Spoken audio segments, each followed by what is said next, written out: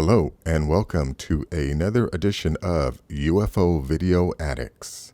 I hope everyone had a great new year. Let me give you a quick preview of what I got coming up in this video. The first is a message from Catherine Austin Fitz. I also have this compilation video of UFO sightings from the 40s through the 80s. This is a Reddit video of what, someone thinks it's a UFO, and I think it's a UFO too, taking over Egypt. This is a news report about a UFO sighting in Honolulu that just recently happened. And I also have, I have this video here of what someone thinks is a alien mothership on Mars that crashed on Mars. I have this interesting video here of a giant shelf cloud. And, I don't think there's anything like sinister about it, but, I'd like to think there's a giant mothership UFO behind there. Anyways, let's see. This is an interesting report from Brian Forrester about the DNA results of the Paracas elongated skulls. I know, a lot of people still want to say that this is just a result of head binding, and they always ignore the fact that the skulls are thicker and, the brain volume is larger. There aren't, the sutures are all different, and there's also these cracks in the back that, Homo sapiens don't have. But anyways, this last video here is scientists blow whistle on true age of the giant sphinx. Yeah, definitely, a lot of people ignore all of the erosion, the apparent water erosion that's taken place around the base of the Sphinx. But anyways, let me go to the first video here. Now, this video, I hope if you're on this channel and you're into UFOs, then you have to know that there is a small segment within our society that has kept the truth from us, right? I mean, you see how now the media is now talking about it, but if you looked back in the past, anytime anyone, reported UFO sightings, right? The newscasters used to make fun of them. It was all a joke, but because you have to know by now that was all planned. Our government, the CIA, they had this thing called Coin Intel Pro, where they put people from the government, specifically to work at news stations so that they would spike certain stories. I mean, now they're just doing it openly. They have people from the CIA and the FBI working. I mean, they don't even try and hide it anymore. But anyway, so yeah, you have to understand, yes, there is a segment of the population or within our society that has, or that's involved in keeping the truth from us. Right. I mean, again, I don't think I have to explain that. And some of those people can actually be named. Right. I mean, you can just look at To the Stars Academy. A lot of those, the people that were on that board, they used to work for the CIA. Those were the people that were involved in maintaining this veil of secrecy, or the truth embargo, as Stephen Bassett has called it. Right. So, yes, there's definitely a group of people who are in charge of determining what the public knows. And I think Catherine Austin Fitz here, she was the former Assistant Secretary of Housing and Urban Development for Housing under George W.H. Bush. But I've always known her as a truth teller. So let me just let you hear what she has to say.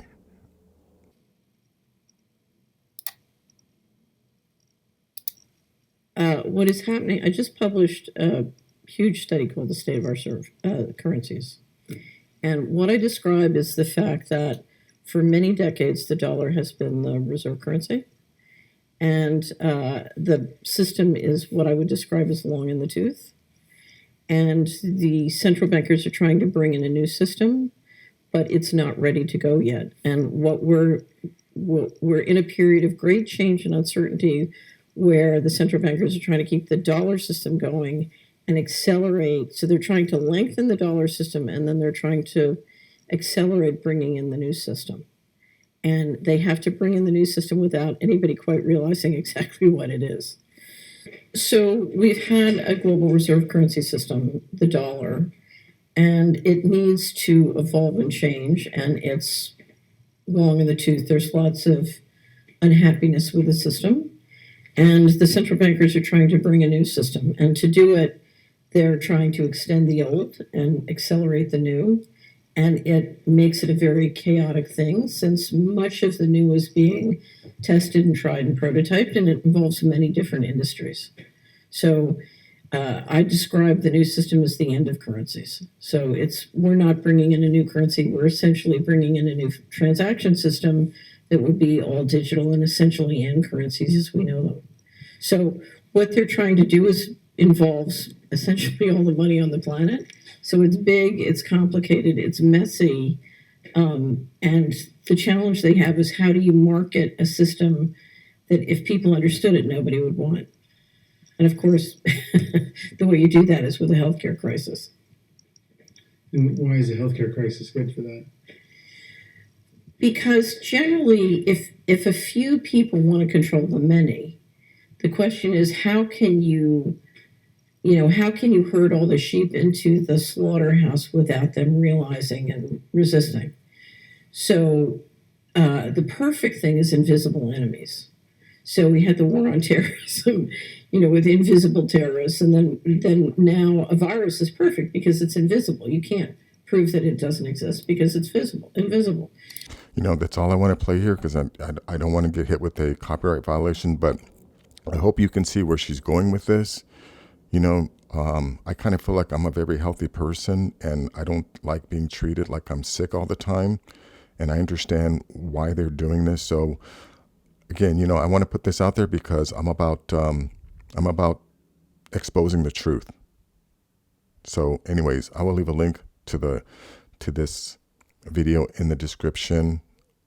I definitely suggest you watch it. Anyways, let me go on to this next video. This is just a compilation of videos, mysterious UFO sightings from the 40s through the 80s.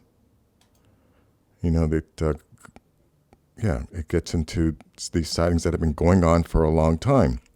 And, I want to say again, if you watch any of my previous videos, I'm a firm believer that I don't believe all of these sightings that we have are from visitors. I believe that the reason why our military and the Russian military constantly encounters fleets of UFOs underwater is because we're not alone on this planet. I think that the people that control and pilot all of the UFOs that we see are being done by several advanced species that share the planet with us. So anyways, check this video out. I'll leave a link in the description. This next video here is from Reddit. Let me just go full screen here. You can see what this guy videotaped. This is over Egypt.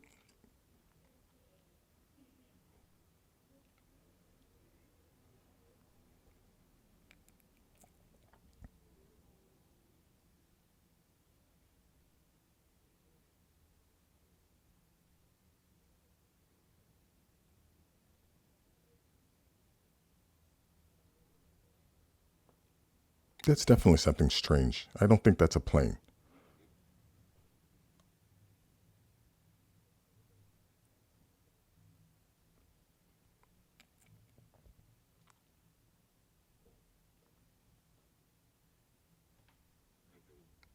Let's see. Let me see when this video was taken. I think this was just taken on the 31st. Yeah, this is a very recent video, and I've go back and look at all the videos I've done, people. This is, these UFO sightings aren't anomalies. They happen every single day all over the planet because we're not alone on this planet.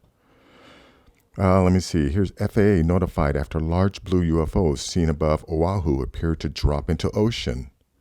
Honolulu, an unidentified flying object spotted in the evening sky over leeward Oahu prompted witnesses to call 911 on Tuesday. the sightings happened about 8:30 p.m. So let me play this video here. And it's not just fireworks lighting up the sky in West Oahu. Perplexed residents on the Leeward Coast are searching for answers after a lit-up, unidentified flying object reportedly plunged into the ocean near Ulehava Beach Park. Though there are multiple videos of what appears to be a glowing oblong mass both in the sky and in the water, Honolulu police notified aviation officials about the bizarre sighting. But as our Allison Blair reports, it remains a mystery. Officials from the Federal Aviation Administration say there were no aircraft incidents or accidents in this area Tuesday night, but multiple witnesses report seeing a large blue object fall out of the sky and into the ocean. Something is in the sky. What is that? This video was taken by Misitina Sape at 8:26 Tuesday night near Haleakala Avenue in Nanakuli. Not long after, a woman named Mariah spotted the same thing passing over Princess Kahanu Estates. Well, that's all the much as the video I want to play. Okay, let me go on to the next story here. This is a guy who found a gigantic alien mothership that he thinks spotted crashed on Mars. Let's check this out here.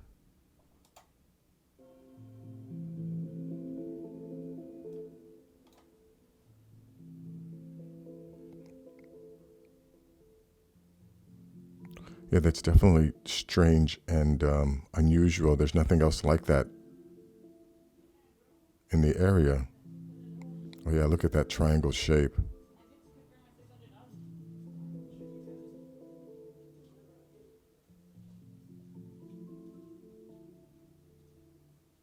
UFO hunter claimed the long and turned landing tracks left behind from the craft show that the ship crashed landed.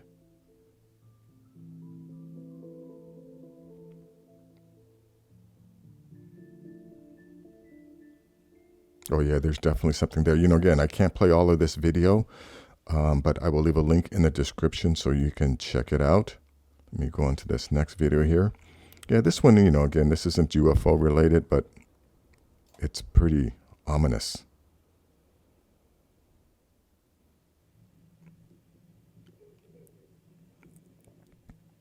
Look at the size of that thing.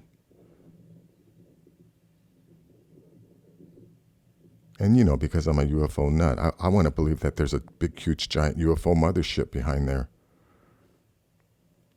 And this is their attempt at cloaking. But anyways, I'll leave a link in the description. You can check that out. Bunch of different shots of this thing. Let me go on to this next video here. This is from Brian Forster. He talks about the results of the Paracas elongated DNA. We're at 2.5 to get permission from the Ministry of Culture of Peru, who we worked with very closely, especially with archaeologist Ruben Soto, in order to have the DNA testing approved by the government. A total of 18 skulls was tested, and results came back from 12. The DNA was so badly degraded after 2,000 to 3,000 years that of the 58 samples of 18 skulls, we got results from 12 of the skulls. Let me go up to just where he shows you the skulls. Look at this thing. Yeah, these were the people, I think, that made all the giant megaliths all over the planet. You know, they were an advanced race, and I don't think they've all disappeared too.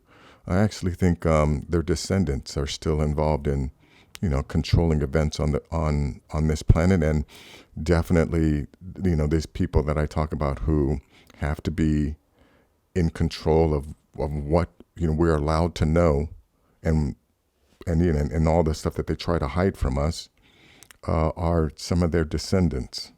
I'll leave a link in the description to this video. So let me go to the last video here. Scientists blow whistle on the true age of the Sphinx. So let's hear what this thing has to say.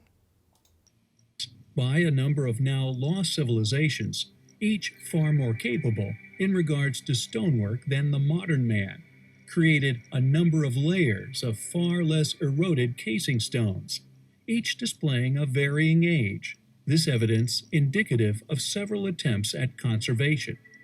These factors all but support the following posit, made by a number of researchers, all claiming that the Sphinx, and indeed we feel the pyramids themselves, are in actuality as much as 800,000 years old. The most recent studies were surprisingly presented at the International Conference of Geoarchaeology and Archaeomineralogy held in Sofia. Titled Geological Aspect of the Problem of Dating the Great Egyptian Sphinx Construction. The authors of this paper, mainstream scientist Monica Vyacheslav from the Institute of Environmental Geochemistry of the National Academy of Sciences of Ukraine, and Alexander G. Parkhomenko, Institute of Geography of the National Academy of Sciences of Ukraine, have blown the whistle regarding what we have supported for a number of years. The starting point of these two experts is the paradigm shift, which has been initiated within the, quote, debate, which has been intended to overcome the orthodoxy within Egyptology. Yeah, again, I can't play too much of this video. I can only introduce you to the video. I'll leave a link so you can watch the rest of it. But the people that are concluding this are scientists who study the geography. They're not Egyptologists who were taught something that someone else believed. Most of the Egyptologists, they're not scientists or geologists that just focus on what the evidence tells them. They're basing a lot of their beliefs on what the opinions of someone else, like maybe a teacher that they had, a respected teacher that, they told them, and now they can't contradict that teacher. But anyways, that is going to be it for this video. If you like things like this, please give this video a thumbs up. Please share this video. And if you're new to the channel, please subscribe. I'll have more things like this. Take care.